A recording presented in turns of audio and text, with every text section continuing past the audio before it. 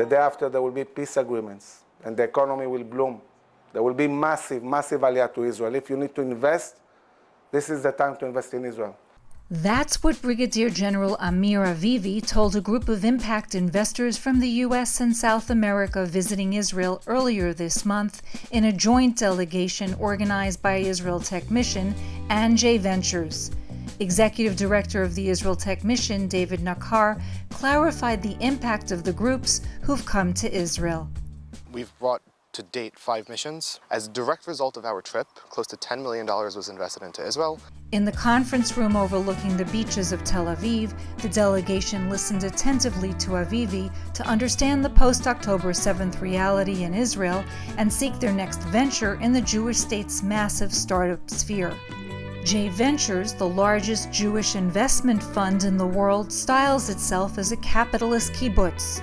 The network of nearly 500 leaders from dozens of Jewish communities makes decisions together about how to invest funds amounting to $75 million. For the trip, the group partnered with Israel Tech Mission, an organization founded in the wake of the October 7th attacks, with the goal of strengthening Israel's economy and bringing American investors to Israel. We brought close to 200 executives to Israel during a time of war, when there's only one airline flying. People want to show their support for Israel. The trip is to show people that not only is Israel that's a place where your investment is safe, but that it's a place that's worth investing in.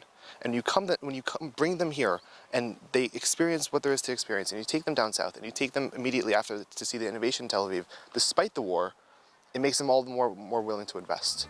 Oded Hermoni, one of the founders of J Ventures, emphasized the importance of investment in Israel's private sector as a way of supporting the Jewish state. Without Startup Nation, all these Iron Domes, all this wealth of Israel, all this strength of Israel will go back to the desert. So investing in Israeli companies, investing in Israeli funds, investing in the Israeli future and the present is not less important than investing in more tanks or investing in more airplanes.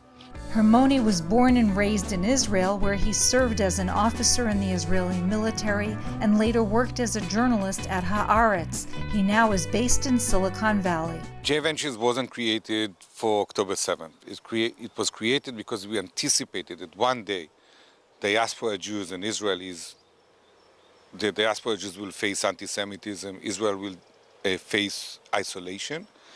And we thought, how we connect American Jews and diaspora Jews and Israelis. We did it through shared investments. We're investing in the best companies in Israel or in Silicon Valley. But this created the engagement. People are not just investing, they are part of the kibbutz. One of J Ventures' investors, Guy Miasnik, led the mission alongside Hermoni. A serial entrepreneur, Miasnik started his first company in Israel where he grew up.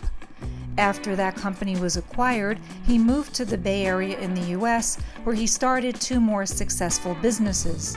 Miasnik spoke to the media line after traveling with the delegation to Kibbutz Kfar Aza, one of the Israeli communities on the border with the Gaza Strip. During the October 7th Hamas attacks, 62 Kfar Aza residents were killed and 19 were taken hostage. I'm looking at Kibbutz Aza, but I'm looking really at all of what I'm seeing in the south and in general in Israel. And I'm actually seeing a huge business opportunity, and this is the time to invest. Areas of activities in Israel can be anywhere from cyber, which is a very classical area in Israel, but also defense tech. It's a growing field, which we're seeing a lot of opportunities coming out.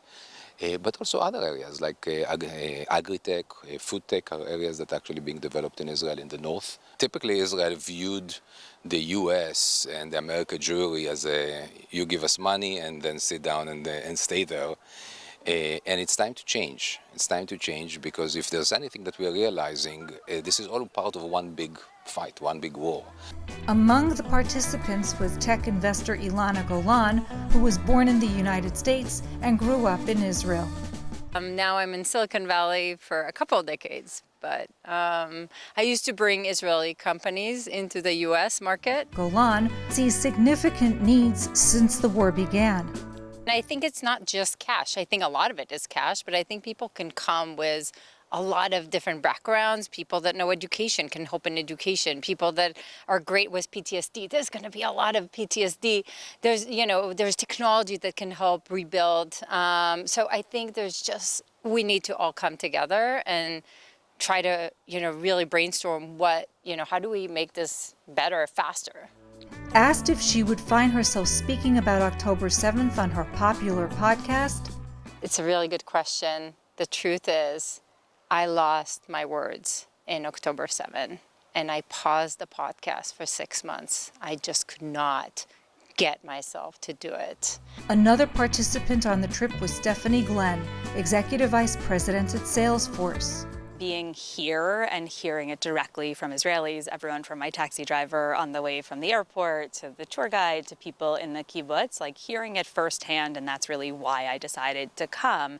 It changes the narrative immediately, because once you sort of bear witness and get to hear what the daily life is, you can be very sympathetic. The Tech Mission's goal is to connect global leaders to Israeli innovation, and they are succeeding. What we can do as high-tech executives to continue to invest in what is an incredible, incredible economy that has a bright future, and that hopefully we can be part of that future. Nakar shared with the Media Line that of the $10 million invested so far, It was 5 in high tech and roughly 4.5 to 5 within Israeli nonprofits like a Gal Shani, the Nova Foundation, and the Kibbutzim. from Kibbutz Kfar Aza, Felice Friedson reporting for the Media Line.